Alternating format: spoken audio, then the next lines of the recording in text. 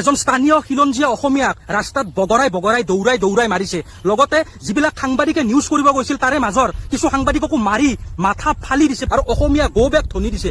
সাৱধান হৈ যাওক, এতিয়া অসমত বিহাৰী জাগিছে, এতিয়া অসমীয়া জাগা নাই, একো ঠিক নাই। হয়তো অতি সোনকালে আপুনি বা ময়ো এই বিহাৰীৰ হাতত মাৰ খাব লাগিব পাৰে, কিন্তু আমি চিন্তা কৰিবলগীয়া একো নাই। আপুনি মই আমি বিন্দাছ থাকিলে হ'ল, আমি চিন্তা নকৰো। কাৰণ আমাৰ সমাজৰে কিছুমান ডাঙৰ ব্যক্তিয়ে আমাৰ অসমীয়া মানুহখিনিৰ মাজত এটা মাথাত এটা ভাইৰাছ সোমাই দিছে, পোক সোমাই দিছে। আমি খালি এটাই কথা জানো, আমি হিন্দু, অমুক মুছলিম, অমুক খ্ৰীষ্টান, ই গৰু খায়, সি গাহৰি খায়, আমি নিজকে অসমীয়া বুলি পাহৰি গৈছো। আৰু এইবিলাকত লাগি থাকোতে আমাৰ অসমীয়াৰ সেই গুৱাহাটী অসমৰ মাজমজিয়াত এজন খিলঞ্জীয়া অসমীয়াক বগৰাই দৌৰাই মাৰিলে। অসমীয়া বহুত কেইজনক খেদিলে, দৌৰাই খেদিছে আৰু অসমীয়া গৌ বেগ ধনি দিছে।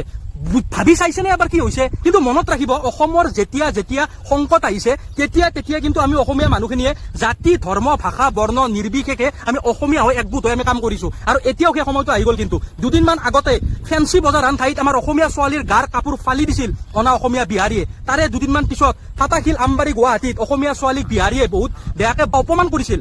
তাৰে দুদিনমান পিছত পল্টন বজাৰৰ এটা তেল ডিপুত বিহাৰী মানুহে আমাৰ অসমীয়া ল'ৰাক কেনেকে পিটিছিল আপোনালোক সকলোৱে নিউজ দেখিছে, ভিডিঅ' দেখিছে চাগে। তাৰে পিছত আকৌ এতিয়া বিহাৰীৰ দল আহিছে। ভাবক, অসমত বিহাৰীয়ে দল বান্ধি পেলাই আমাক খেদিব, মাৰিব আহিব পৰা হ'ল। এতিয়া ক'ত গ'ল? মই খিলঞ্জীয়া, মই অসমীয়া। সেই খিলঞ্জীয়াজন গুৱাহাটীত আছেনে নাই এতিয়া?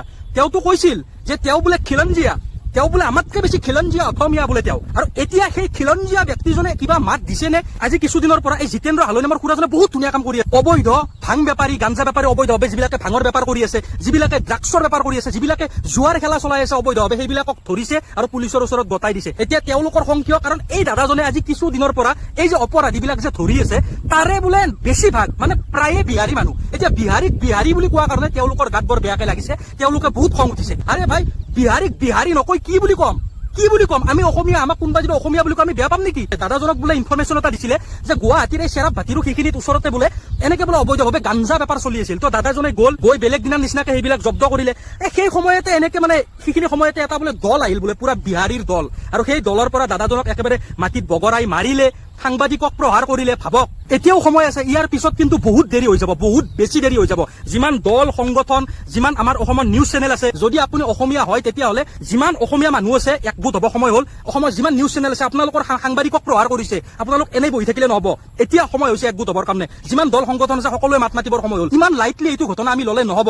নোৱাৰে তেওঁলোকে অসমত অসমীয়াক মাৰিব। যি পৰিস্থিতি এওঁলোকৰ হৈছে, জিতেন্দ্ৰ হালৈ খুৰাজনৰ হওক বা সাংবাদিক দাদাকেইজনৰ হওক, বেছি দিন নাই কিন্তু আপোনাৰ মোৰো সেই পৰিস্থিতি হ'ব। কিন্তু আমি ঘৰৰ পৰা বিহাৰীৰ ভয়ত ওলাব নোৱাৰা হ'ম। ভিডিঅ'টো যিমান পাৰে সিমান শ্বেয়াৰ কৰক আৰু সকলোকে কওক যে এই সময় একগোট হোৱাৰ, ইয়াৰ পিছত কিন্তু বহুত দেৰি হৈ যাব। বহুত ধন্যবাদ। জয় অসম, জয় জুবিন দা।